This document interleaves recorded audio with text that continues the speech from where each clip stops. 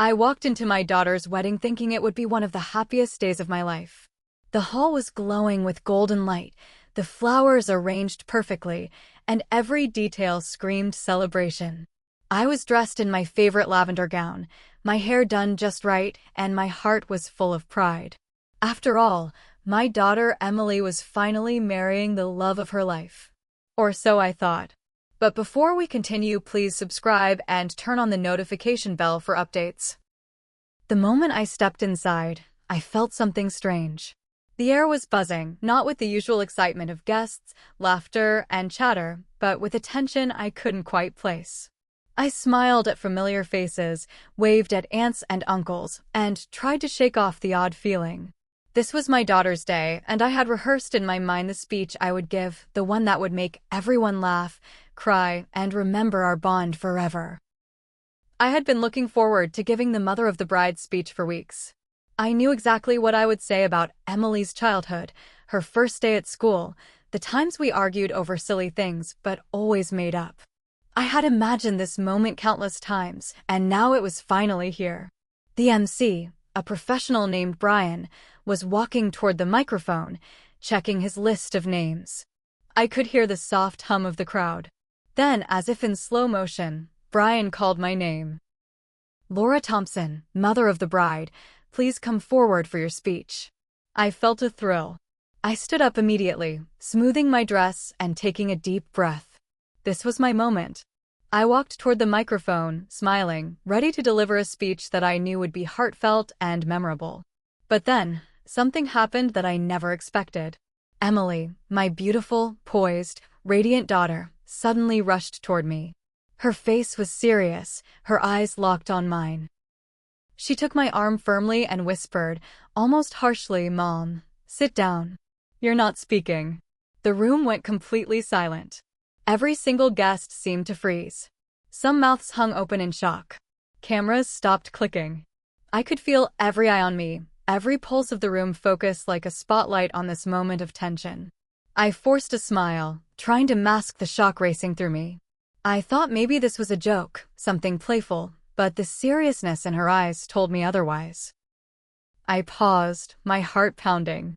This wasn't just a little objection. This was a command.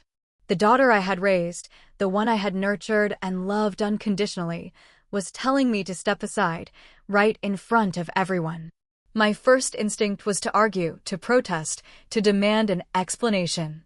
But instead, I smiled, took a deep breath, and quietly walked away. I stepped out of the spotlight, out of the microphone's reach, and tried to collect myself in the corner. As I watched the crowd, I could see the confusion on their faces. Whispers started spreading. Why isn't she speaking? Did something happen between them? Is this part of the plan? The questions were everywhere, and I had no immediate answers. I tried to steady my breathing, tried to make sense of Emily's sudden defiance, but nothing added up. I thought back to the past few months leading up to the wedding. Emily had been distant at times, unusually secretive, and I had brushed it off as wedding stress. There were moments when she would avoid discussing the ceremony, dismiss my suggestions, or simply walk away from conversations. But I never imagined it would come to this, the ultimate public rejection on a day that should have been about love and celebration. And yet, as I stood there, something shifted inside me. A quiet realization washed over me. Perhaps this was not about punishment or anger. Perhaps Emily had a reason so personal, so intense, that even I, her mother, had no right to interfere. I tried to calm my thoughts and told myself, just wait. Watch. See what she has planned. Meanwhile, the MC looked awkward, unsure whether to continue. He glanced at the empty microphone, glanced at the guests, and cleared his throat nervously.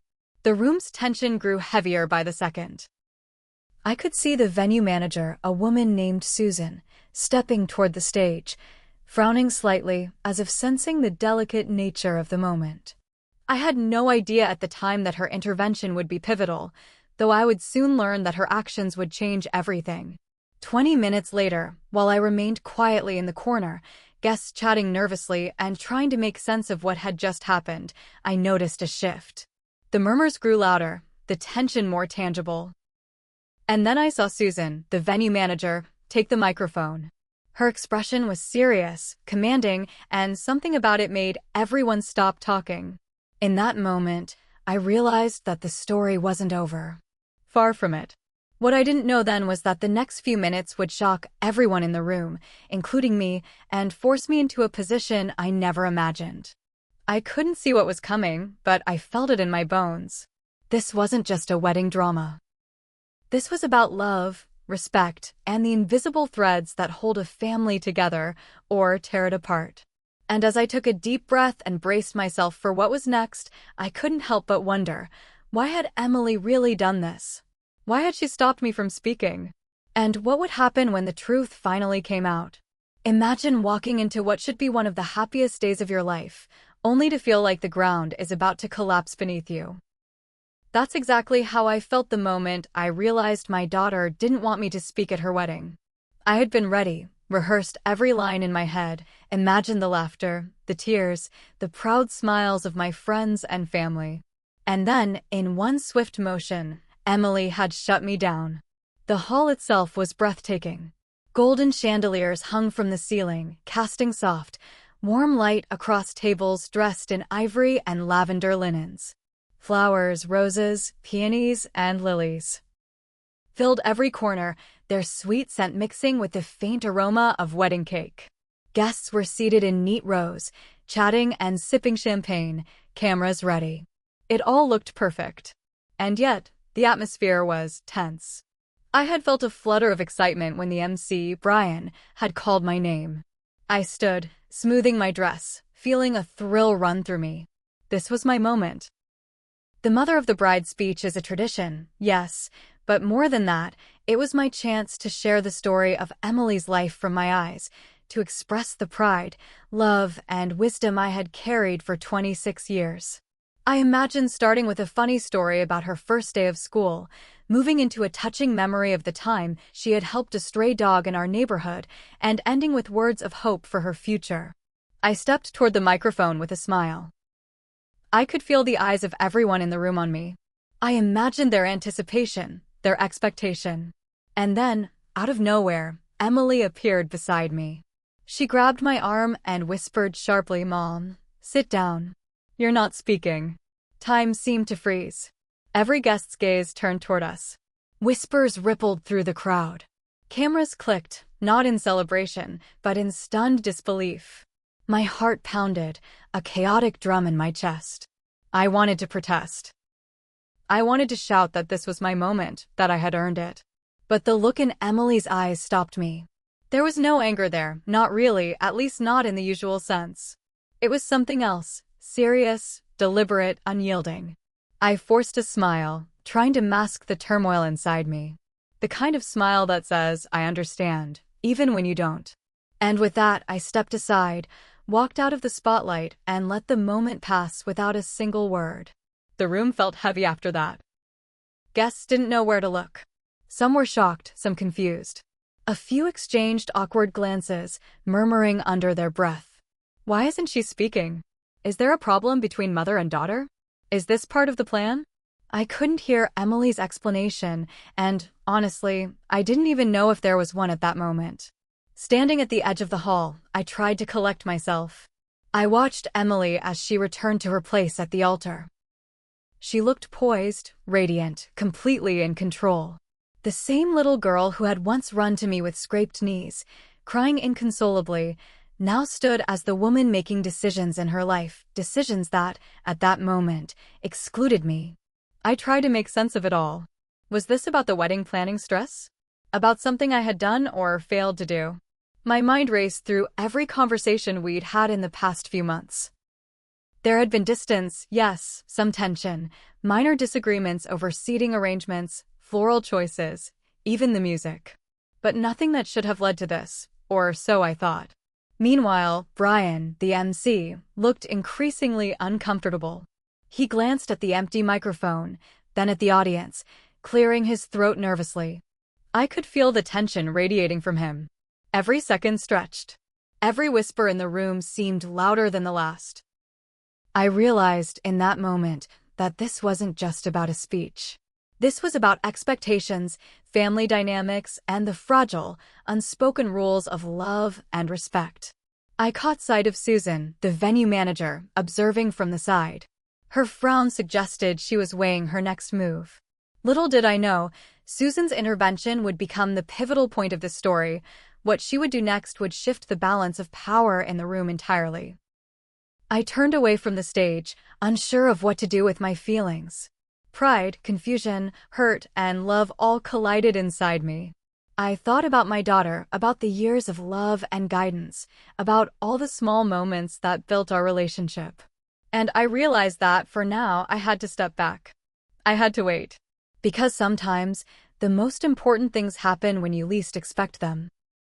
And as I stood there, on the edge of the hall, watching the wedding continue without me, I had no idea that the next twist would shock every single guest, put the MC in a panic, and place me in the center of the day's most unforgettable moment.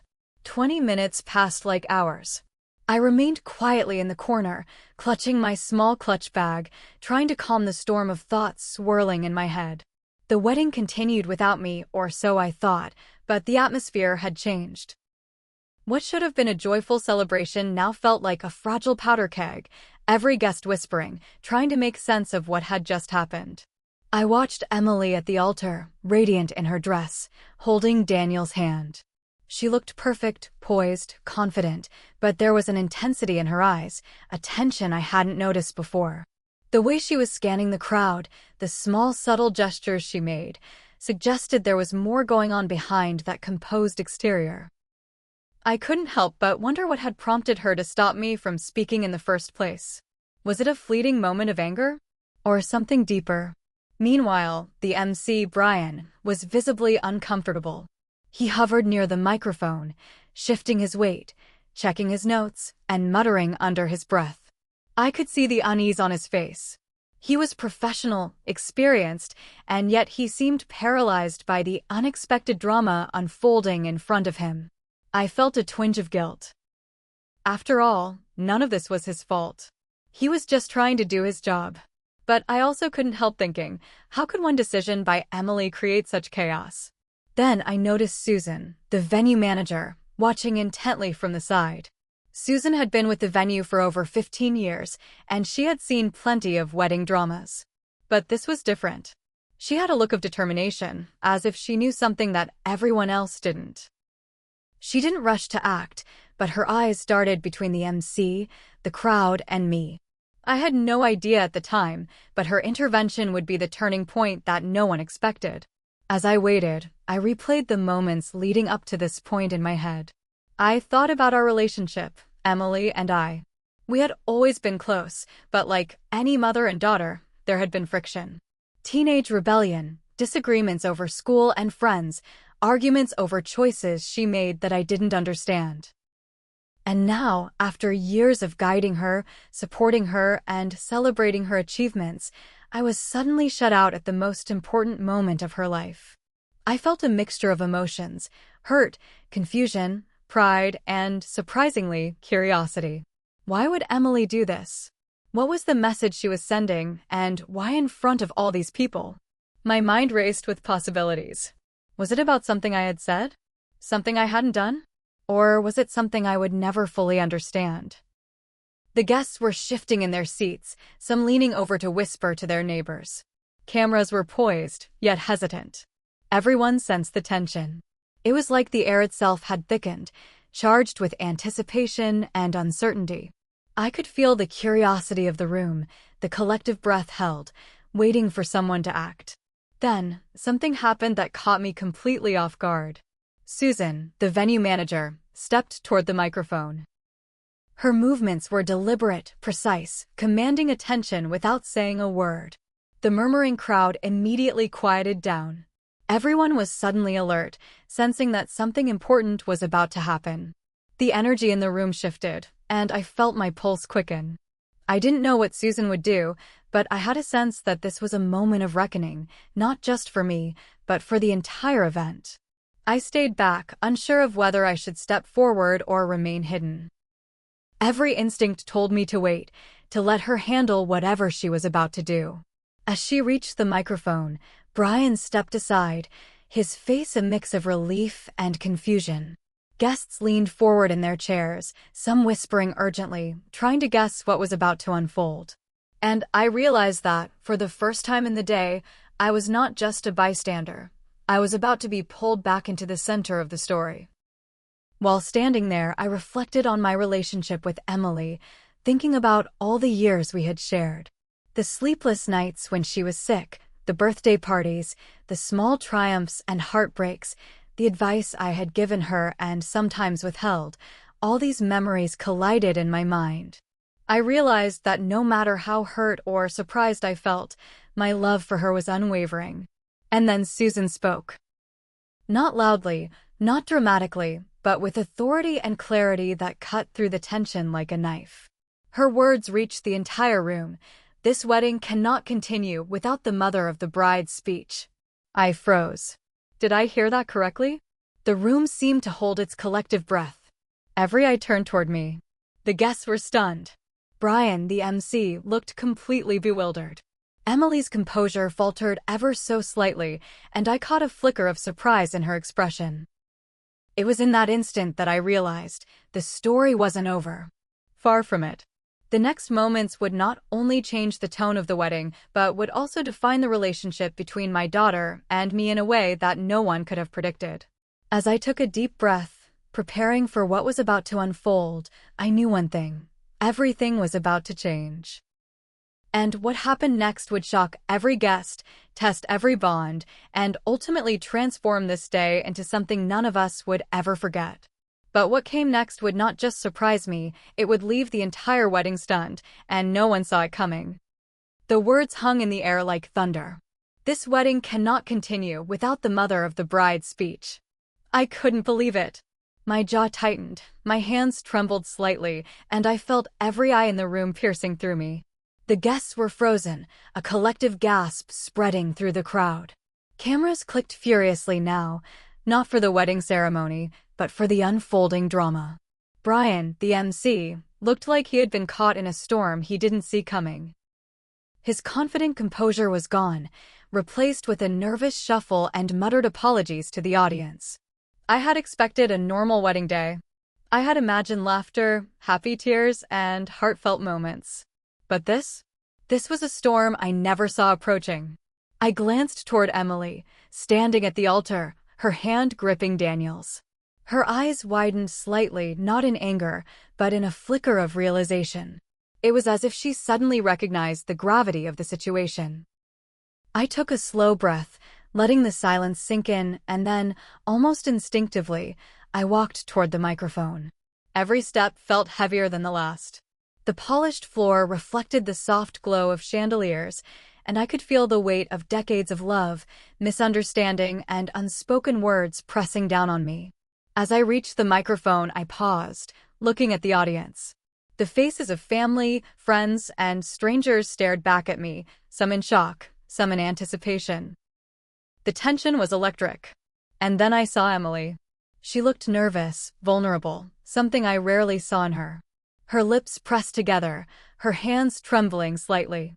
I realized that in her effort to control this moment, she hadn't expected that the day might turn against her plan. I took another breath and began to speak. Not the rehearsed speech I had imagined, not the polished anecdotes I had planned, but words straight from the heart. "Thank you, everyone, for being here," I said, my voice steady but layered with emotion. "This is a special day, not just for Emily and Daniel, but for all of us who have watched them grow, who have loved them, and who have been part of their journey." The audience leaned in, their curiosity turning into engagement. I spoke of Emily's childhood, of the small moments that defined her. Her first bicycle ride, the time she stayed up all night to finish a science project, the way she cared for friends in need. I spoke of Daniel too, subtly weaving an admiration for the man who had captured my daughter's heart. And then, carefully, I addressed the elephant in the room.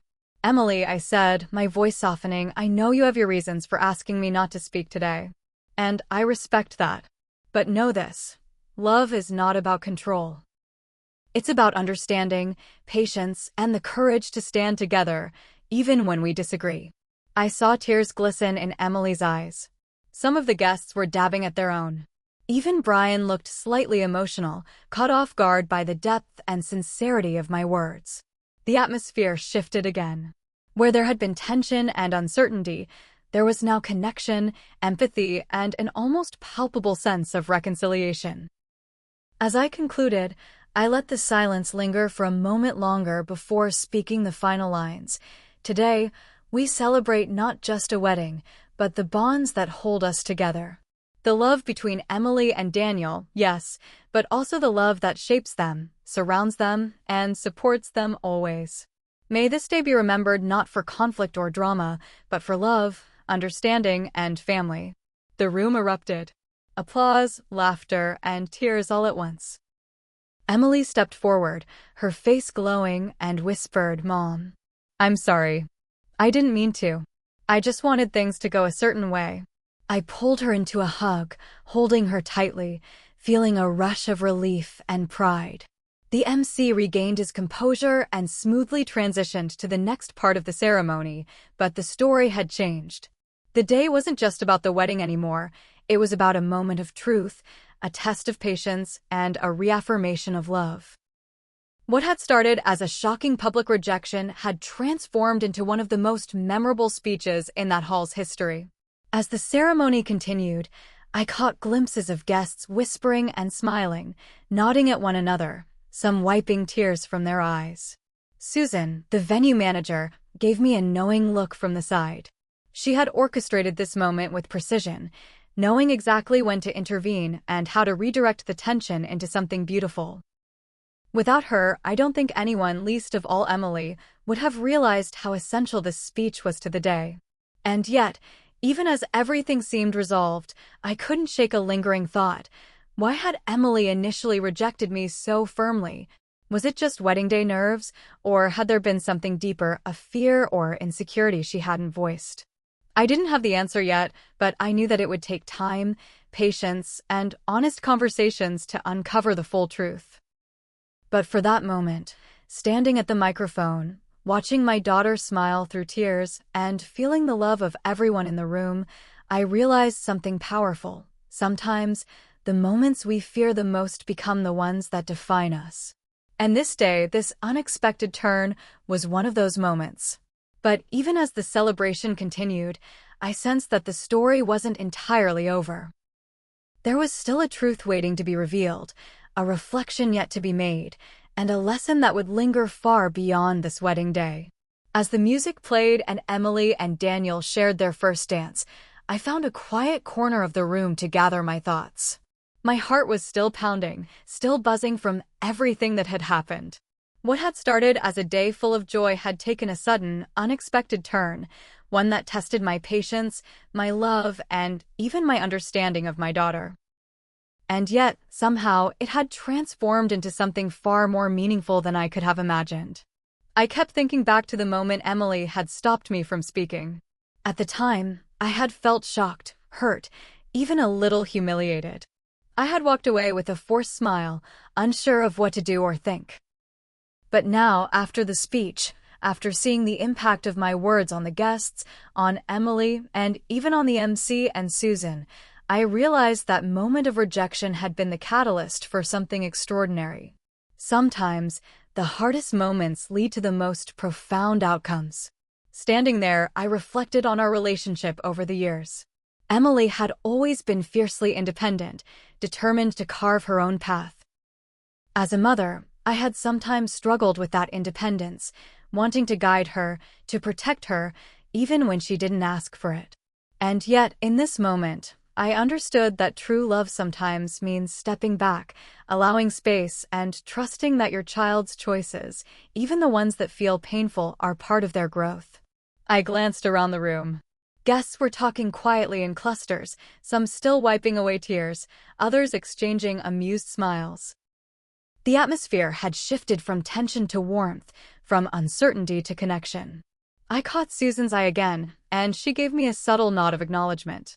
Without her intervention, the day might have spiraled into confusion or resentment. Her timely decision to step in and make the speech essential reminded me that sometimes, It takes courage and perspective from others to help us see what is truly important. Emily approached me during a break between dances, her expression soft and sincere. "Mom," she whispered, voice trembling slightly, "I didn't mean to hurt you. I wanted everything to go perfectly, and I didn't realize how much this meant to me and to you." I took her hands in mine, feeling the warmth and authenticity of her words. "I know, sweetheart," I said, "and I understand. But remember, perfection isn't in the planning, it's in the love we share, and that love is already perfect." For a moment, we simply held each other, two generations of women, mother and daughter, finally understanding the delicate balance of pride, respect, and unconditional love. I realized that this wedding was never just about the ceremony or the speeches. It was about trust, forgiveness, and the recognition that even in moments of conflict, love can prevail. As the evening progressed, I watched Emily laughing with friends, dancing with Daniel, and sharing intimate glances that spoke of hope and commitment. I felt proud, not just for the beautiful wedding, but for the resilience, honesty, and courage we had both shown. My speech had been a turning point, yes, but the real victory was in the restored connection, the unspoken understanding, and the knowledge that even when hurt or misunderstanding arises, it can lead to growth, clarity, and love. I thought about the lessons of this day, the unexpected twists, the moments that tested patience, the interventions that changed outcomes. Life, much like weddings, rarely unfolds exactly as planned. But sometimes, the very moments that seem chaotic, confusing, or even painful are the ones that shape our most cherished memories. This day, with all its drama and emotion, had reminded me of that truth in the most powerful way. As I looked around the room one last time before the night came to an end, I knew that I would never forget this day, not for the tension, not for the shock, but for the love that ultimately triumphed. Emily had allowed me to witness a part of her life that was deeply personal, and in doing so, she had reminded me that family is not always perfect, but it is always worth cherishing. Sometimes, walking away for a moment, letting someone make their own choices, or stepping back in silence can be the catalyst for the most unforgettable experiences. And that is exactly what had happened today. I had come for a wedding, expecting celebration and tradition, but I left with a deeper understanding of love, trust, and the bonds that define family. So, if you take anything from this story, remember this. Even in moments of conflict, even when it feels like the world is against you, love has a way of finding its voice. Sometimes, the moments we fear the most are the ones that teach us the most, the ones that create lasting memories, the ones that remind us what truly matters. And as I hugged Emily one final time before she rejoined her new husband, I whispered to her softly, smiling through tears, "Thank you for letting me be a part of this day, in my own way." It was more beautiful than I ever imagined.